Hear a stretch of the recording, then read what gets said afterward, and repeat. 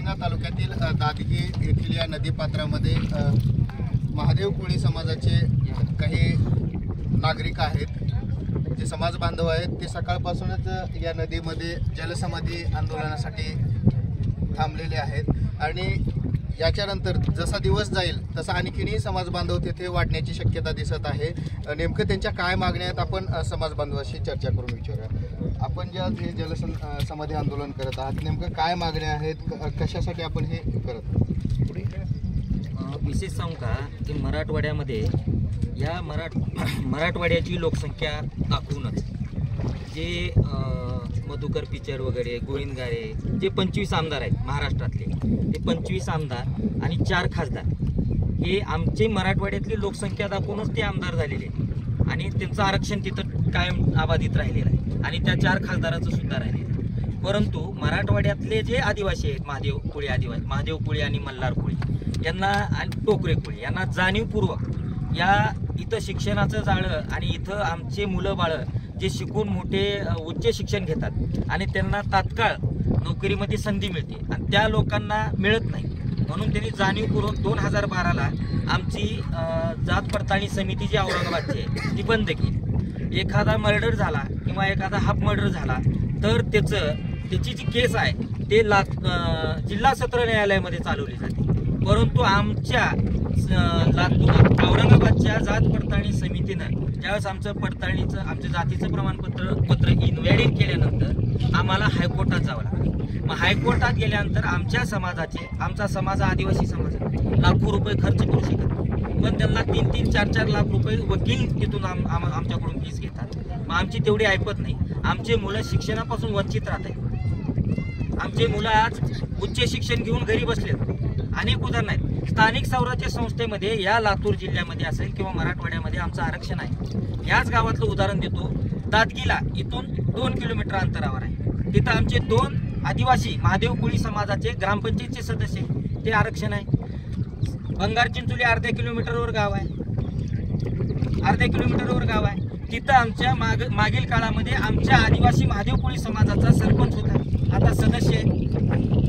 इथं अर्धा किलोमीटर अंतरावर लिंबाळा गाव आहे नदीच्या पलीकडे, तिथं आता सध्या महादेव कोळी समाजाचा सरपंच आहे। जिल्हा परिषदचं आरक्षण सुटतं, जिल्हा परिषदचे सदस्य याच भागातले कासार बालकुंदा, कासार शिरसी मागील काळामध्ये जिल्हा परिषदला महादेव कोळी म्हणून इथं निवडून आलेले आमचे स्थानिक स्वराज्य संस्थेमध्ये आमचे समाज बांधव आहेत। मग सगळ्या या स्थानिक स्वराज्य संस्थेमध्ये महादेव कोळी लागतो, आदिवासी लागतो।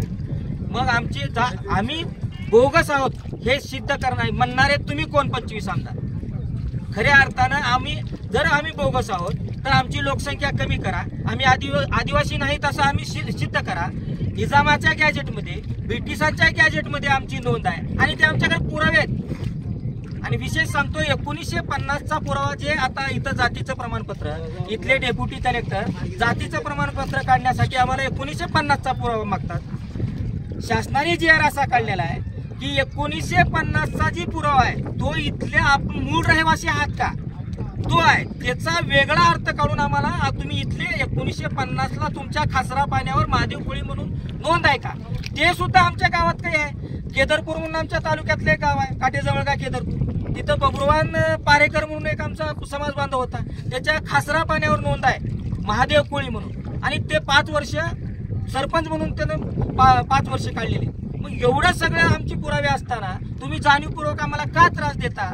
म्हणून आम्ही हे आंदोलन उभा केलेलं आहे। आणि जोपर्यंत इथले उपविभागीय अधिकारी आम्हाला जातीच्या प्रमाणपत्रासंदर्भातल्या ज्या अटी आहेत त्या अटी शिथिल करत नाहीत तोपर्यंत आम्ही पाण्याच्या बाहेर येणार नाही, असा आम्ही ठाण मांडलेला आहे आणि आम्ही पाण्याच्या बाहेर निघणार नाही। साधारणतः किती लोकसंख्या आपली महादेव कोळी समाजाची आहे आणि कधीपासूनचा आपला हा संघर्ष आहे? हा संघर्ष गेल्या अनेक वर्षापासूनचा, जवळपास 1985 पासूनचा हा संघर्ष आहे।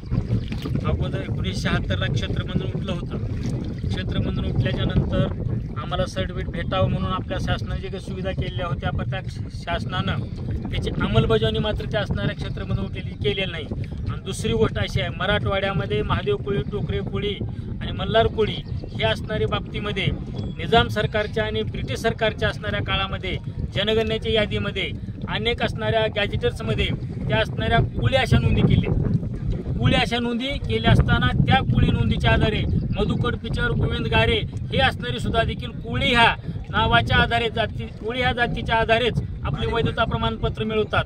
मग आमच्याकडे असणारं जर त्या ठिकाणी महादेव कोळी 50 पूर्वीची नोंद नसेल आणि कुळ्या जर असेल तर ती असणारं त्या मधुकर पिचड, गोविंद गारेला जे निकष लागू केले आहेत ते निकष आम्हाला लावण्यात यावेत ही आमची वेळोवेळी मागणी असलेली आहे.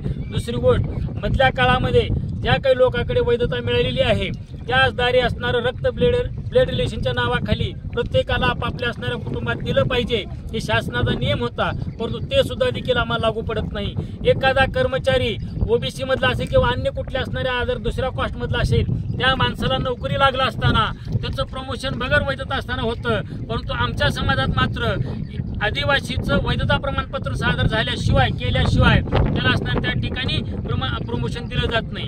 दुसरी गोष्ट, आमच्या असणारे लहान लहान विद्यार्थी जेव्हा शिक्षण आपल्या असणाऱ्या अडचणीबद्दल आम्ही शिकवतो 12वीच्या पुढे जे असणारं साधारणतः आपली जी लोकसंख्या आहे महादेव कोळी समाजाची किती लोकसंख्या आहे आणि आपल्याला बोगस का ठरवलं जातं? आमच्या निलंगा मतदारसंघामध्ये आमची एकूण 30 ते 35 हजार मतदार आहे आणि 50 पेक्षा जास्त 50-60 हजार लोकसंख्या आहे आमची, म्हणजे 35 हजार मतदार आहे आमचा निलंगा मतदारसंघामध्ये.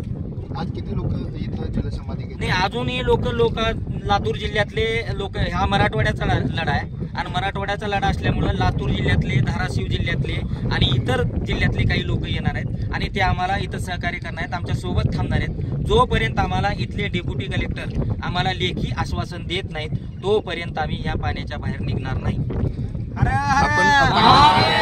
समाज बांधवाच्या ज्या भावना आहेत त्या भावना अनावर आलेल्या आहेत.